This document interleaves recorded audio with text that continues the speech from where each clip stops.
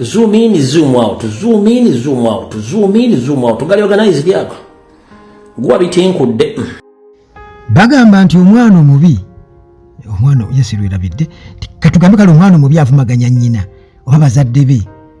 Muhoozi butereevu yeetabye mazina g'enkima era lutanguliddeku oba alugulidde ku pata kubanga abaana bagenze dda mu dental formula eya Museveni bamibikula amannyo bagalabe go gali mu layini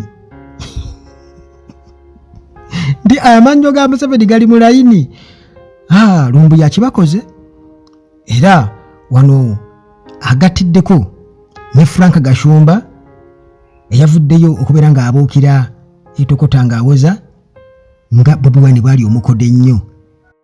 Waliwo ebintu ebimu kati nganze Uganda Atalaadi wano nga sola kubeera nga munnange oba oli awo mbyogera okusinziira bannaffe abatali wano gye bayinza okubeera nga babyogeramu okusobola okulaga ekifaananyi ekituufu kubanga wano batera okugamba nti abanuupu bavuma nnyo.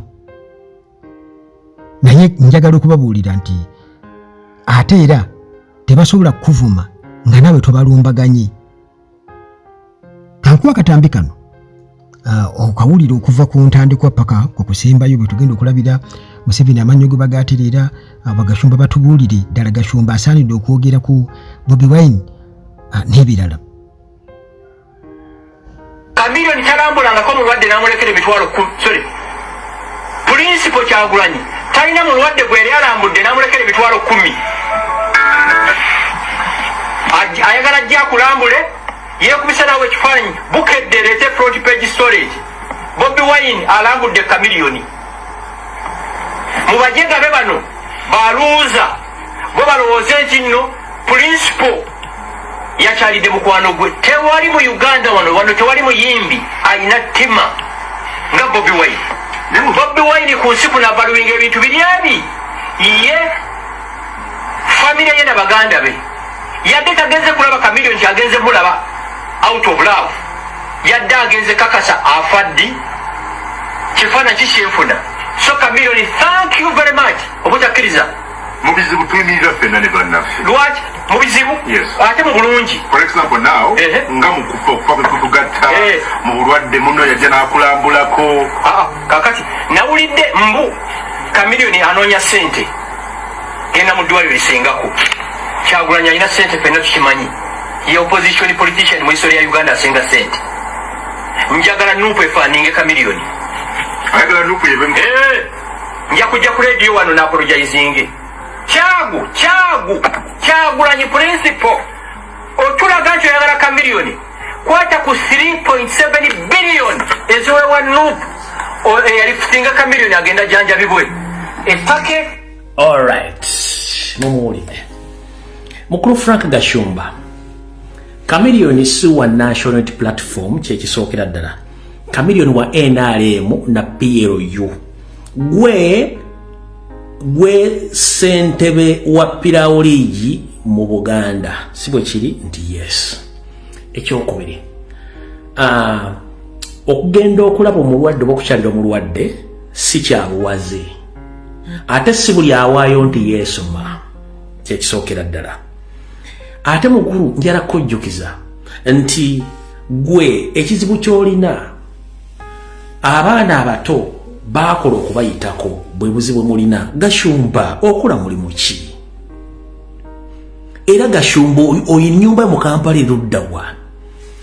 Muddira ennugu ye mulina nga muli baluuzers nga bw'oyisa abawagera Kyagulanyi nti baluuzers n'ogiteeka ku bantu. Gashumba toyina nnyumba mu Kampala kubanga oli mupangisa nga n'olumu neezaale nti zikubula. Bw'otuna Kyagulanyi ng'ali ku acres aliko Emagere ng'alina ne wa Love Beach e Busaabala eri ku acres empitirivu ali yazimba ekitebe ky'ekibiina kye alina n'essomero Kamooja n'olaba nga tava ku nnyonyi. Kati ggwe ekyo kyekibeera ekizibu kyo so si by'oyogedde no. Kansubira nti bwadde oli mu studio omutu wadde teweetisegwa Sheila Gashumba kubanga Sheila Gashumba atera okubeera ng'akozesa omutwe gwe ng'akola bizinensi ze ez'okumansula. Kansubira nti omutu wadde teweetise mutwe gwa Sheila Gashumba ng'oli mu studio awo okwogera ebigambo ebyo ekisokera ddala kankunyonyola gwe kennyini toteekeddwa nakubeera ku radio okwogera ekigambo kyonna kubanga yo public nuisance. You are not supposed to be or to be hosted on a radio station. You are a public nuisance. You don't deserve to be on any national platform to talk about national matters because you don't belong to Uganda. Publicly say that you are in Rwanda. Rwanda is an independent country. So you are in the wrong country, addressing wrong people. So Mr. Gashumba, oli munsi nchamu. Oyogera n'abantu abachamu munsi nchamu, wagamba oli munyarwanda. Ensi ebya bya Uganda bikukwatako. Kati oyogera n'abantu abachamu ekisokera ddala. Gwatandeka osimuka etalina wadde etalina de ekyuma ekikuba buloka. Oba ekikuba pavers. Wakosa office noteka mwini nyasisimuka kukwatira mbaana babandi bafunisa sirimu na mbuto. Kyewakolako ekyamaanyi ate ekyakuswaza kwe kukwata omwana nabukeera gobayo kyomulyo n'omufuulanga property era n'omufera n'omubba n'emmotoka ne ssente ze ne mwawukananga babigo to the extent wali yagala mujjako kya Julayina era mwayawukana bubi nakato kyasobola kuyimirira n'ayogera mu bantu nti gwe ayambaani oyamba nabukeera ne muwala wo kennyini gwe weezalira tano Sheila Gashumba naye yayawukana naawe nga babigo kubanga wamulaga kye bayita obusiru ng'omusajja nga tosobola kukola. Era omwana tewamusomesa na buli kimu. Era Katonda akuwa omuggo, yakuba omuggo n'akuwakana akazingiriiti abeera ku social media nga keeyambula kuba gye mulimu gitasobola okukola. Kati mukulu njala kugamba bwe tuba twogera ku nsonga z'eggwanga toli qualified, toli munnayuganda aga oli munyarwanda tu. Tolina moral authority yogera ku musajja mufumbo gwe ng'osibwa kasabbuuni wakuba kasabbuuni. Tolina moral authority yogera ku musajja alina amaka ali well established nga tolina maka. Tolina ekyobugagga kyolina masuuka nangoye na perfume kyolina n'ettaka ly'olinako eryewa mu kyali wali anto ino kitawo yabba libbe. Tolina moral authority yogera ku musajja mufumbo alina abaana. Is responsible. It's his own record. Omuntu yenna amanyi okumanaginga finance ze yamanyi butya bwa spendinga sente ze. Sente abamalaga mansa sente bafere. Sente zibeera ku budget. Bafere sente zibeera ku budget. Kyobana Museveni sente zaagala abanzibe. Kati gwe olw'okuba tolina kyolina oli mwavu mpanga byoya singa obadde olina business wandibadde tokyabeera ku radio ya Balamu ng'omukozi. Waina Facebook account ng'ojja n'oyogera ku bantu 2,000 abantu 5,000 abantu balonza ne Facebook yakulemu okumanaginga. Facebook account yakulekamu omanaginga n'ogiddukako n'ojja ku TikTok ng'osa bitundu byakyama abaana bali ku social media nayo neekulemu okumanaginga n'olema n'okumanaginga akaana akamu ke wasigaza n'otuuka n'okufunisa omwana olubuto n'omusiga siriimu n'amaliriza ng'agenze mu nsaba babies home n'omwana tumanyi gyali odda mu bantu oyogera tolina buyinza kwogera mu bantu. One Kyagulanyi munnayuganda kati bwako nga munnayuganda ku nsonga ezigenda mu maaso mu ggwanga wadde mbogenda okulaba omulwadde batagenze era n'omulwadde kye yakoze kyabadde mu rights ze okugaana omuntu ogenda omulaba era tewali yakiganye. Kati gwe bw'ogamba nti yadde agenzeko okuba ebifaananyi Jakana Nadduligo watta wagenda n'omulabako mu lukwendo walimu okutta Dr. Sipirani Kizito Lwanga wagenda n'omulabako naye okuziika wagenda kubanga wali mission ewedde.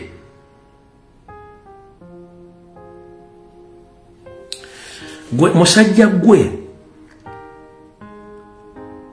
genda mpola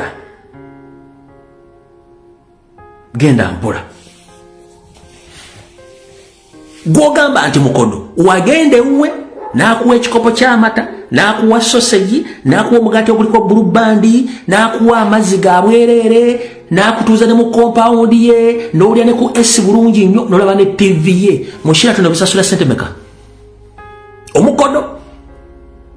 Omukodo yandibadde akukomya ku gate Kyagulanyi yaliddeko nawe waliyo kyazizaako Kyagulanyi ewo mu nnyumba y'opangisa gy'opangisa oba mwali musisinkanyeko wantu wona omugula ekikopo kya caayi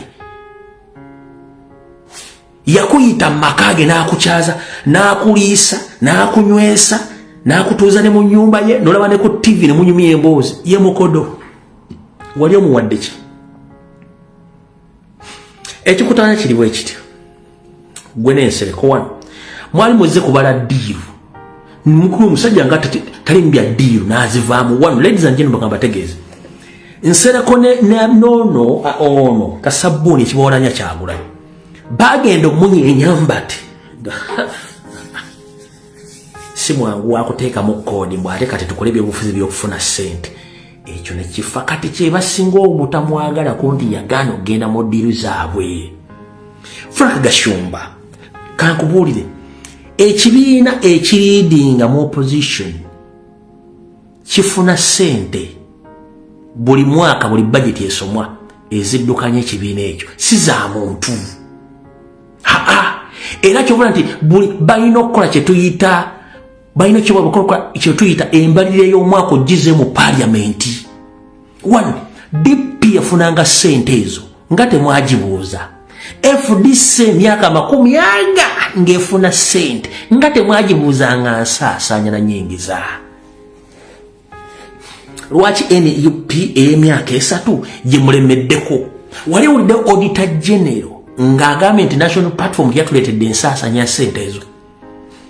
FDC ina kitebe kiri ludda ku myaka 2 gye yamalanga yeridinga. DP ku myaka gye yamalanga yeridinga kitebe kiki yazimba.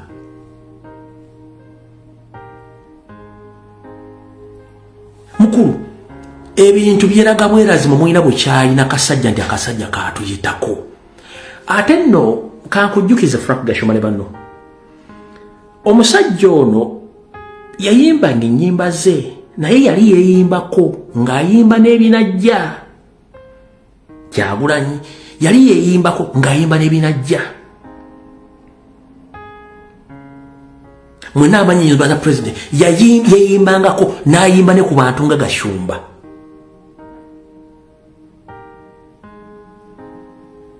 Naye ngenda kugamba ekigambo kimu. Enkima gyekoma okulinnya omuti gyekoma okwolesa obwerere bwayo. Frank Gashumba ne gurupu yammwe temugenda kulaba ku mulyango gwa ggulu. Olw'ensonga enkwe zibayitiridde obungi. Gwe nkuvuddeko ngenze ku muntu omulala kati.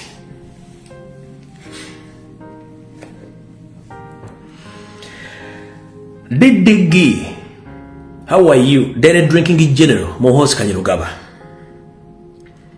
Tweet zo twazire bulungi nnyo ng'oziwandiika wagambye bw'oti. Violence atandise.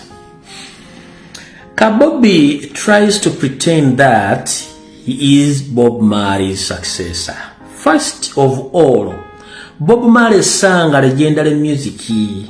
Bob Marley was handsome Munyankore. Those whose teeth were organized, Kabobi's teeth are disorganized. Sibyo wandise yagambye nti Bobi Wine agezaako nnyo okuba nti yeefuula omugenzi Bob Marley ng'omusikaawe. Naye mu kusookera ddala mbu Bob Marley yayimbanga ennyimba ezigenda okubeerawo ez'olubeerera ezimulaga nti yali kafulu. Era Bob Marley yali musajja mulungi nnyo ng'era Abanyankole n'amannyo gaabwe. Yali musajja Munyankole ng'agaabwe ag'Abanyankole, amannyo gaabwe ag'Abanyankole. So si Kyagulanyi agatali mateeketeeke bulungi nnyo. Kwe kuvunula kwa tweet gye yakoze. Alright. Amakulu Muhoozi Kanyarugaba.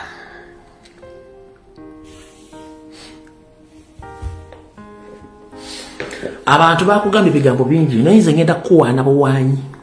Ngenda kwawukanako ku balala, ngenda kuwaana buwaanyi. Ekisookera ddala.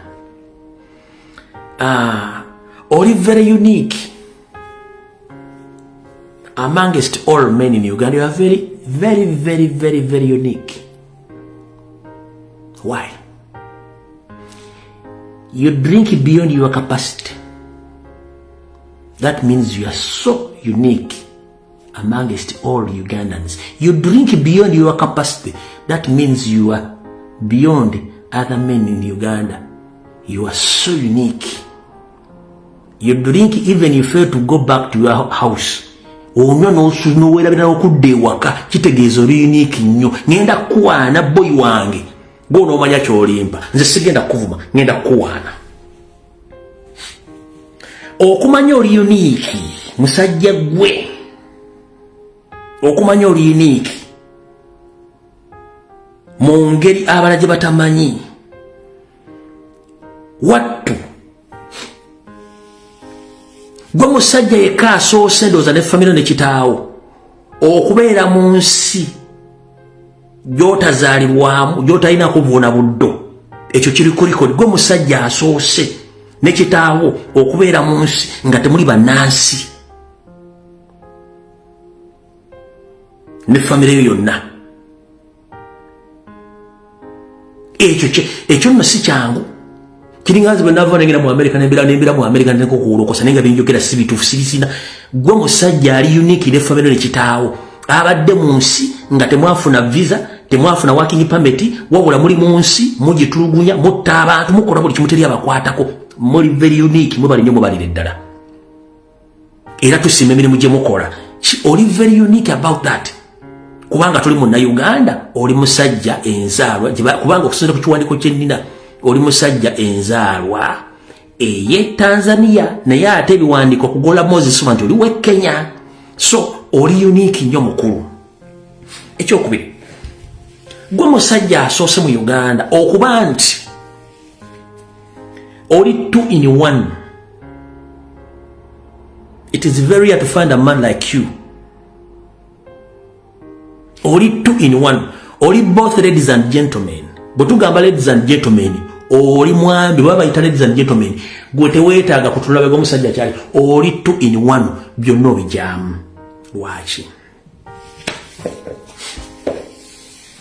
ekisookera ddala bwe bakuyita gentleman oyina buno busulubu bulinga ng'embuzi ya kimemeesa balaavu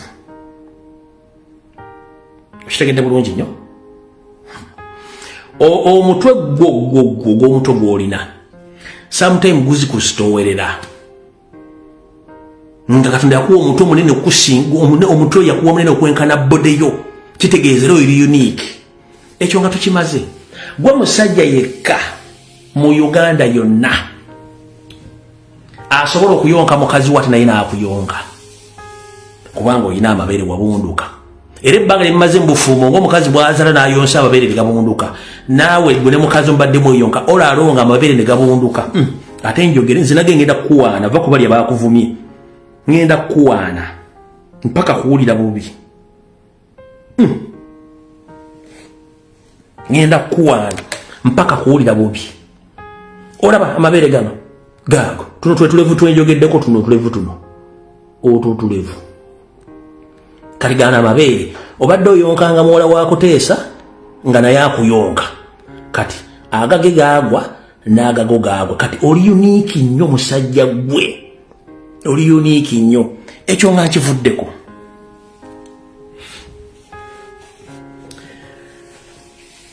wali oyimiriddeko mu mmira ng'oli bute awe neweetunulya neweetyamukko ebitone Katonda bye yakuwa mu mubiri gwo gwe musajja omu ku basajja abalina hips ng'olinga zino ente zinusubulayo olina hips bagayita makudinezi baziyita hips gwe musajja omu ng'otunde amaye abantu abasinga obungi nga bali mu bisenge byabwe bejjamu engoye n'amira mu mmira n'agira kana akasige n'agira bw'ati n'ejjamu obuyonjo neekuba make-up n'atunula ku kifaanaga kyekyo wali obaddeko mu mmira ne weetunuliramukko engeri gy'ofaanamu muhoozi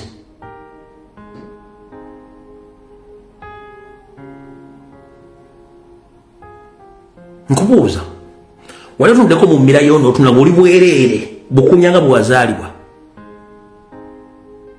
Mukama akuwa omukisa gwali okikozeeko naawe nkimanyi nti weetya bwe weetunulako kati omaze okwetunulako oli 2 in 1 oli mukazi ate oli musajja kubanga olina hips oba olina amakudde ge baakugambye kitegeeza nti oli unique mu mbeera ze z'obuntu ekirala taatawo oba kojjaawo oba anko taatawo muto Museveni era yakubuliddeko ekituufu ekikwatako nze nkudda mulundi gwakubiri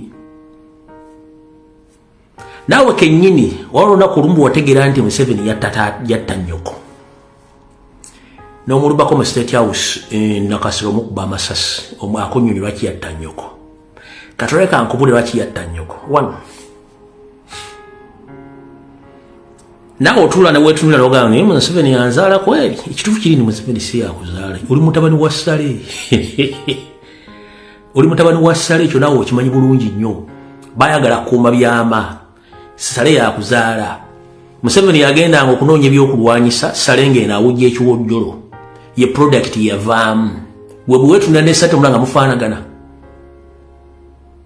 ekyo nayo teyakikubuulira oli very unique nnyo abasajja babiri abooluganda bamanyi ekyama nti ono mwana wange ne public emanyi nti mwana wa gundi gwe tulanga babatundira nnyo ofaana nnyo Ssale okusinga Museveni ekyo nanyo olwekitegere nti oli unique nnyo ekyo nga tukimaze wayogedde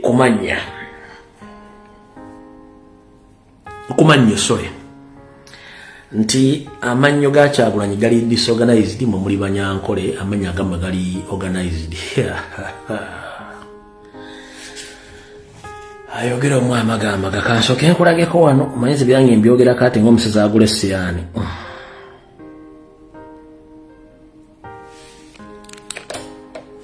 oye taatawo oyani oye taatawo si oyo gali organized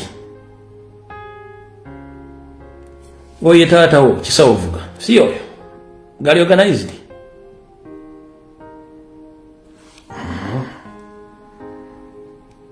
Kadone anko gali organized Uita tata gali organized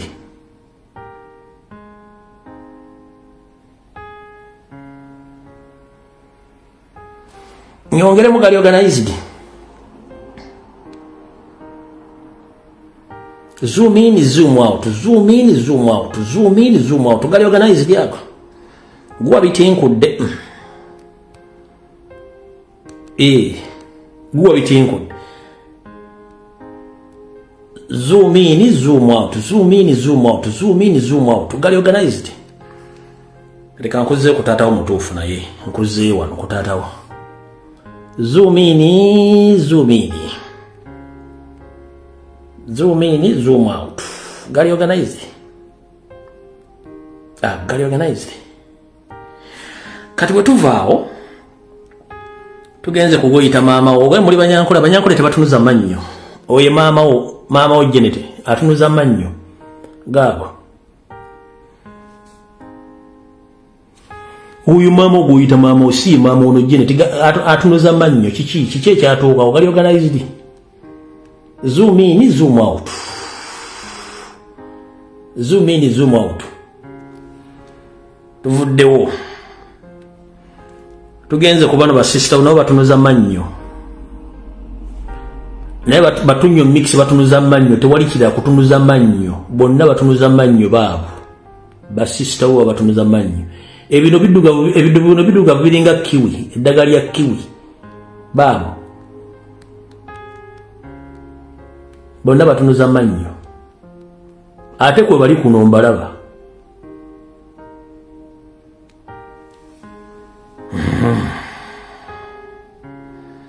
no oyo mukazi wo yennyini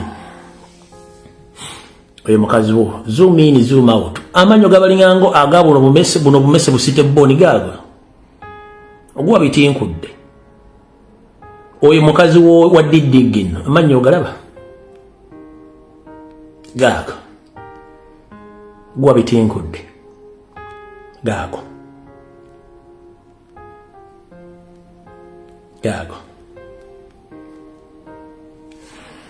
kati mukulu njala kugamba ekigambo kimu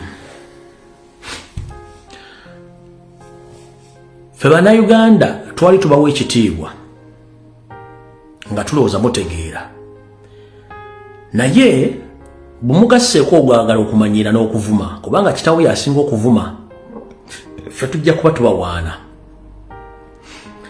ffe mu Buganda bajjajjaffe kyabateekesaawo ebika kwa butazaalanganamu na kufuuka bintu bitategerekeka kati mwe ekizibu kye mulina mwezaalangamu oba muzaalangana mu bantu bamwe mufaanaganya omusaayi kwe kuva mu product ezo. Kali ngenda kugamba ekigambo kimu. Bw'obanga ogenda okuyingira entalo z'okwagala okujerega oba okuvuma tokikolanga. Mulina ebintu bingi nnyo by'okuboogera ku famire yammwe. Bingi nnyo. Era tokidda kolanga tweet zo olumba America niyo okulumba omuntu munna Uganda indiginansi nakabala ku figure za mwezo. Eziringa ensawo za pamba enjikemu eziringa ensawo za pamba enkubemu enkuba. Ojja fune abaana bajja kuba walevu kubanga abaana bakoowu. Olidde mukulu. Toddamu kukozesa kintu kyonna ng'ovu. In fact, mwe temusobola kuvuma kuba kati wanyize dda okuva jja abaana bakuvuma wanyize dda nkimanyi kati olina obusungu bungi nnyo. Olina obusungu bungi nnyo. Naye ng'ate ffe tukuvuma bintu bituufu biriwo. Mwe mutajja kutegeera ekibagambise bigawo bino kuba teri muntu yali yagadde kulumba oba okuvuma singa wali tovumye naawe. Naye kasita wagenda nti amanyi gali disorganized. Tewasose kutula family yamwe kiki mwina kizibu kye mwina wano. Mulina ekizibu kya body shape. Mwakulanga emulaba. Mwina ekizibu kya amanyi mutunuza amannyo. Mwina ekizibu ky'omutwe emitwe mikalu. Kati okwongera n'okujjukizaako. Mukulu sooka onalayizinge dente formula y'abasisita bo eya nnyoko.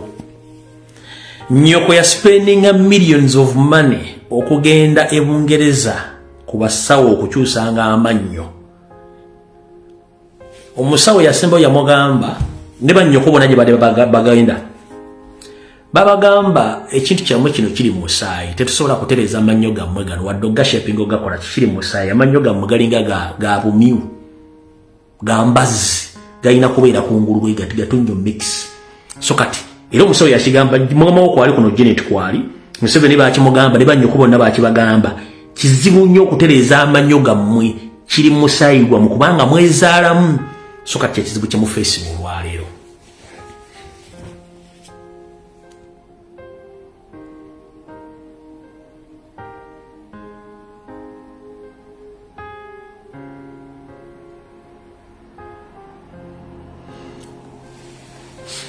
Kati olw'okuba nti gwe kennyini nkugambyeko otunula mu ndabirwamu toyinza kwennyonnyolako gwani. Very soon twandiwulirako nga bakukoledde endaga teri special nga n'ebigere bifuuse ebya Namansa saana. Very soon nkiddamu very soon twandiwulirako nga bakukoledde engatto ya Namansa saana olw'okuba nti omubiri gwe gutransforming ogenda mu kintu ekyo. Bana bagamba Sarah Cow and educate cow mubeera ku mata mubeera buli kimu kati omubiri gutuuka ne gwekyanga. Very soon ojja kuna bakoledde engatto nga yaba Namansa saana ng'eno nakyo kijja.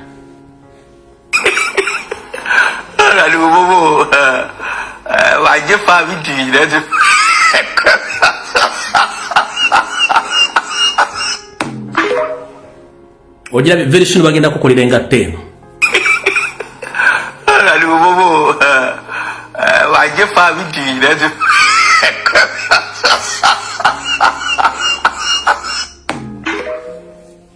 Mohozi very soon bagenda kukolera engatto eyo girabye ng'omubiri gwe gukyankalanye kubanga pressure ina nyingi eyo.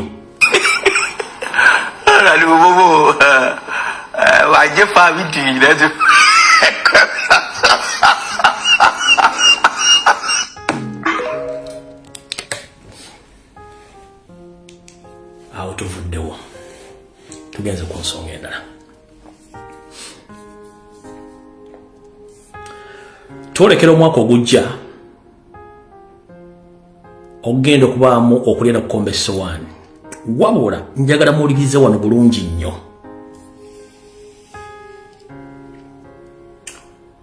Mwalabyeko omulamuzi ng'agamba nti tebagenda kuddamu kuwa muntu yenna bbeeyo mu kkooti. Kambasomera akantu kano. Njagala no mukwatewo bulungi nnyo era mutambuze information eno. Njagala kana akantu mukakwate bulungi nnyo kengendo basomera. Mukawulye bulungi nnyo. Omulamuzi ono bwe yagambye.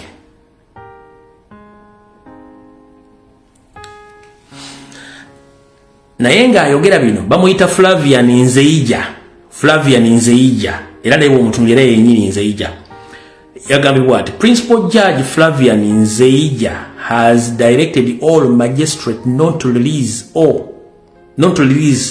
on bail suspect who face capital charges. Oyo bwata bwe yagambye. Kati kiki ekigenda mu maaso? Ekigenda mu maaso kino. Nabagambyeko nti Museveni apulaninga okuteekawo obunkenke mu ggwanga, okuteekawo state of emergency nga baagala ku implementinga martial law. Martial law eno bagenda gi-implementinga batya? Nabagambye wiiki ewedde nti Museveni apulaninga okusetinga bomb mu makanisa, mu mizikiti, ku bivulu oba mu bus ezisaabaza abasaabaze bannayuganda bagenda mu nnaku enkulu, then alyoka ateeka mu martial law. Ng'abantu bagenda okukwata omuli ne president tebagenda kufuna beyiro wadde omuntu yenna ogenda kukomera okulambula omusibe yenna. Kati abasinga obungi temwapiikinze information eno. Kati balina etteeka lye baayisa baliyita preventive arrest. Etteeka eryo basobola okulowoozesa nti ogenda kubba enkya ne bakwata olwayo n'otabba. Kati mu intelligence nabo balina ekintu kye bakozesa kye baagala okuimplementinga, bakiyita preventive intelligence. Kati preventive intelligence eno bo baagala kikola wekinaatuukirawo kibenga ekipya naye ng'oludde kiri implemented kitya. Ono omulamuzi olwamaze okugamba nti teri bantu bagenda kuweebwa beyiro nga bali misango egibavunaanibwa tibakkirizibwa kuweebwa beyiro. Ono yabadde yakakyogera. Omwogezi w'amakomera Frank Abayine najja n'agamba, yakoze statement eno ngenda giba mu press release ngiwone mu video. Yagambye bw'ati nga 16/12/2021 press release Standby Class 1 for Uganda Prison Services ya 16/12/2021 18 January 2025. Kati let me tell you one thing. Ambule kino kigambo kino. Njagala bukyanga tufuna independence mu 1992 ombuulire olunaku lumu gavumenti yonna yavaako neya Museveni eriwo nti baali bayisizaako ekiragiro kye bayita Standby Class 1. Nkuwadde eddakiika emu commenting akola mukyala Nanyonga abalala mwenna abali kukuna bansinga emyaka n'abali baddewo njagala mumbuulireyo Standby Class 1 yebeera level esembayo ku ggwanga nga ligenda okutuukamu ekikolobero ekinene, either natural disaster oba kudita oba ekintu kyonna nga tekigenda kutukwata omuntu yenna omunene gwe baagala oteekayo nga n'amakobe bagenda gasiba nga teri muntu agendayo.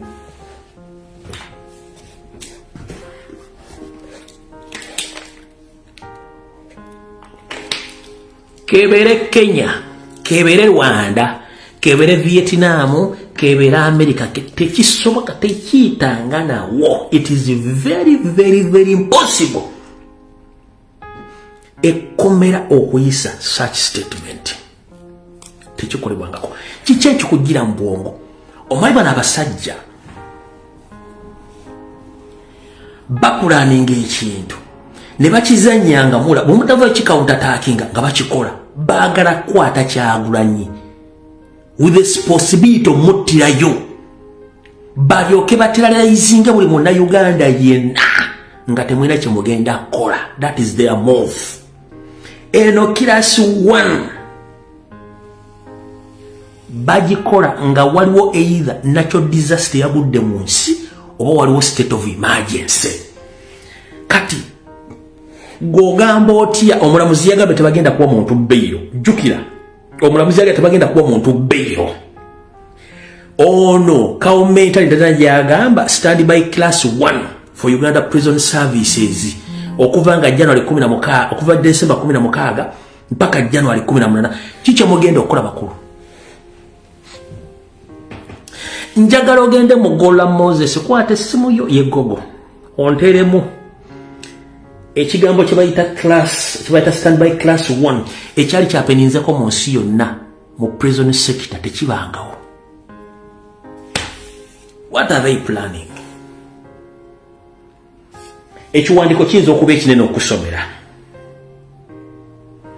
Neka nkusomere mu kancyangu ye mangu wano owulire bulungi nnyo.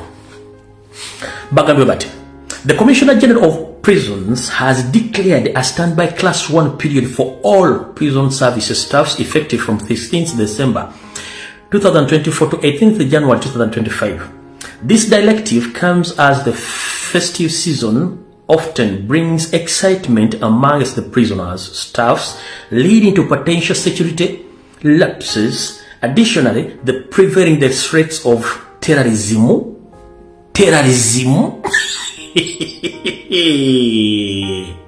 necessities high intended vigilance in all prison units. Kati mukuru. Waliwo terrorist ye nasobola okujja n'ayingira mu kkomera n'akolebwa terrorist. Tugenze maaso. During this period, the following guidelines, among others, must be strictly adhered to the 1. Strengthening and enhancing the prison safety, security, intelligence, and coordination with other security agencies. Remain vigilant, alert. Kati mukuru, Uganda Prison Services, it's an independent body. That's why it's called a commission.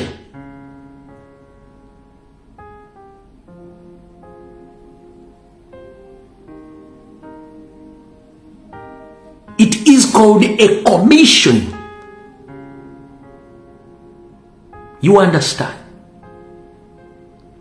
Teriyo mugwagwa mu nsi yonna asobola kujjaga nti alumba kkomera. No, kito kiriyo. Mwe muli basiru nnyo mu ababalagavu. Mwe sera kawa educate kawa. Ngenda balagavu yadde ayambadde. Eki nagamba.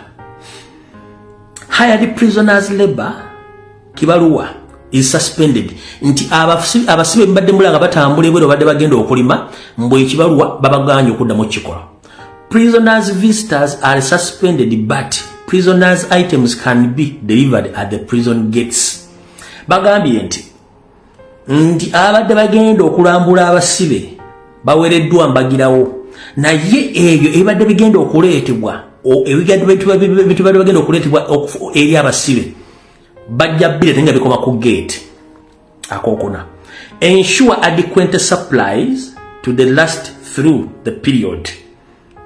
Nti bajja kubanga abasupplying ebintu ebikosoma okukomera babireeta mpaka tamu eri ba suppliers abasupplying ebintu mu makomera. Regulate admission of the prisoner to the outside regulate admission of prisoners to outside health facilities and enhance development where it is necessary. Kati ulira nebyokujjanja abasibe nayo bireeseemu akafandale. Restrict an authorized person from accessing the barracks. Note, officers in charge who breaches the guideline shall be personally held responsible. Kati byebyo kati kambalaga omusajja ono mulyoke mutegere nti ekuweerera abantu si kyangu ate ente ziri mu nsi. First and foremost, baba wekyambala ekirala naye omuntu azze mu public okwadresing eggwanga nayambalyako poti ye ku mutwe ya prison empya. Enkofira zino eredoba zino enkofira zino zebambala. Enkofira ojambala ogenda kuki ogenda ku duty oba ogenda gyosubira nti oyinza okufunira buvune. Naye gentleman mu mental system yazza okwadressinga public ng'ataddeko poti ye ku mutwe eya prison ajambadde adressinga eggwanga. Wulira. Standby class 1 for Uganda Prison Service. Nakatamuke ku mutwe. Standby class 1 period for all prison officers effective from 16th December 2024 to 18th January 2025. During this period, the following guidelines, among others, must be strictly adhered to. 1. Strengthen and enhance prison safety, security, intelligence, and coordination remaining vigilant and alert. 2. Hired prisoners' labor, commonly known as Kibarua, is suspended. 3. Prisoners' visitations are suspended, but prisoners' items can be delivered at the prison gate. 4. Ensure adequate supplies to your units to last throughout the period. 5. Regulate admission of prisoners to outside health facilities and enhance deployment where necessary. And finally, restrict unauthorized persons from accessing the barracks. To note, any officer in charge who breaches these guidelines shall be personally held responsible.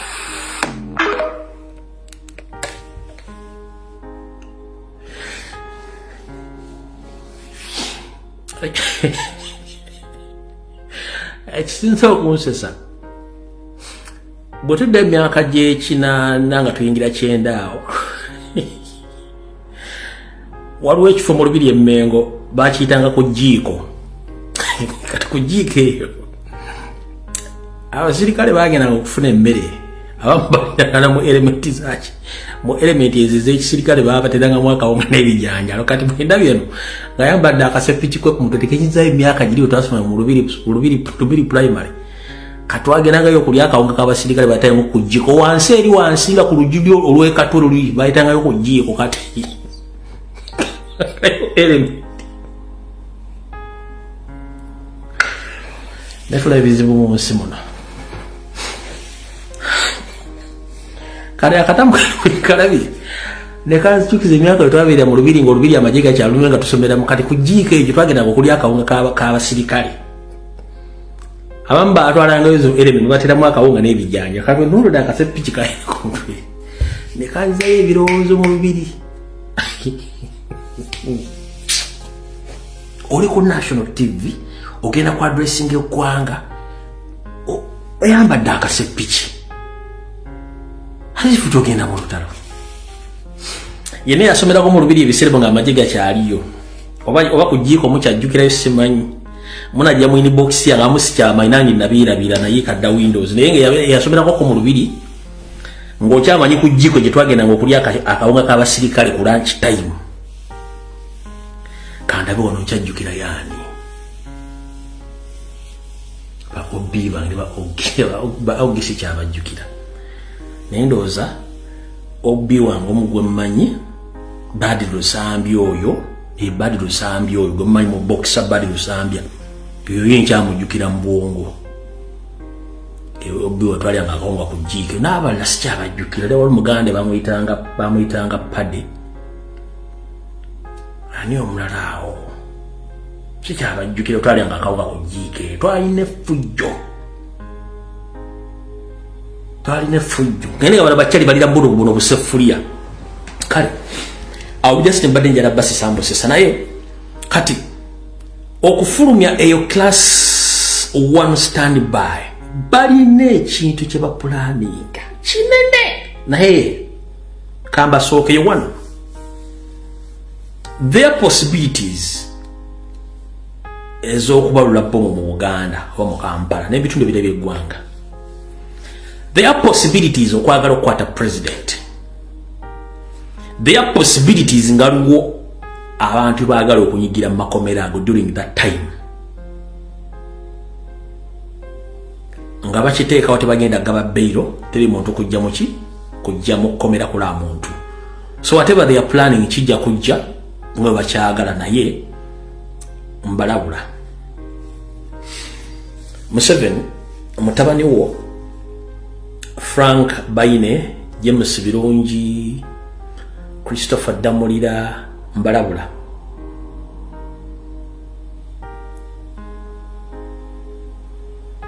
muine mundu muina amagye muina police naye temumanyi kike mutuulidde muli ku time bomb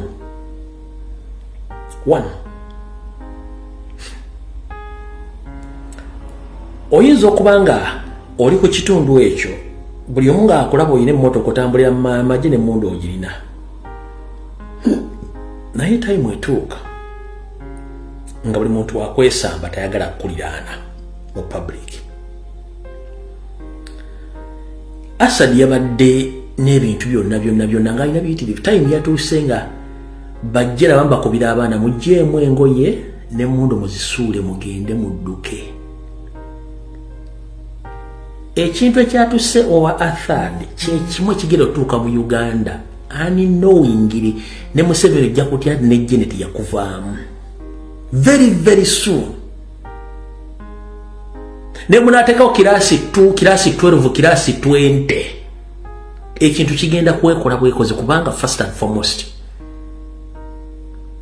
nze ndowooza mwandibadde murivisinga ku bwongo bwammwe muweereddwa amagezi mangi nnyo.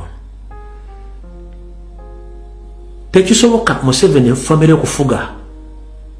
It is impossible. Nawe kenyini okimanyi. Nawe kenyini bakugana okuddamu okwesimbawo. Ofuze Uganda emyaka 4. Mu myaka 4 ose millions and millions of people. Yes. Ojja genda okunganya abantu gyoli mu kutambula babaleete babawe ssente babaerewa bakubire engalo naye nga muli munda batokota. Muli munda batokota nga gwe tumanyi. Nero notegera nti ensinko nga n'abali mu diaspora badde bakulimba. Twalamu ebbanga bali kuli ku lusegera bwe bafunye ssente. Within your saaka batone nyabo nga tebafunye ssente ojja kitegeera nti ensinko.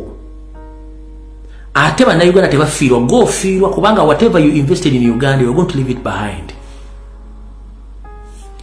Teri munnayuganda afiirwa. Teri yafi tagenda kuva otagenda kudduka gwogenda okudduka. In fact, I'm here to inform Museveni's family and your colleagues. We the Ugandans, we are there to stay. For your safety, you are going to run out of that country. And life is hard in diaspora.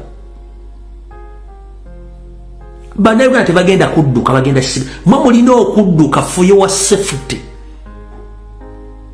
Naye ate nga safety ya mwesinga yakuwa bannayuganda buyinza pa ne mudde ebbali. Naye bwe mugaana nga mukyali ku sisitimu yammwe ya 50 ya master plan jajja omukazi ne bamusibako olubuto nga yamuloga mulozi batuuka ne bamulongoosa ne bajjamu omwana ne bamulamu bafudde. Ekyo muganyo kitegeera. Assad abadde n'emikwesese talina ade n'ogumu gwe yayiseemu. Gaddafi yayina emikwesese talina ade n'ogumu gwe yayitamu. Nemuganya okuyiga. Si buli akusinikira nti akuba engalaba akwagala nno. Kati kino kana kikutegeeza. Ffe tulaba nti tuba criticizinga n'okuba directing ebintu mukola. But abantu abasinga obutabagala bali mu NRM ne mu government babagala kubanga babbi ekimala bagala kusigaza bintu byabwe. Nkiddamu temuna nti ffe tuba criticizinga n'oba directing naye abantu abasinga obutagala government eno kwagala ogende be bali mu government yennyini kubanga babbi ekimala bagala kusigaza bintu byo nga tebafulumya eggwanga eryo than your family. You see them teething around that they are supporting, they don't support you because they don't want to lose their properties.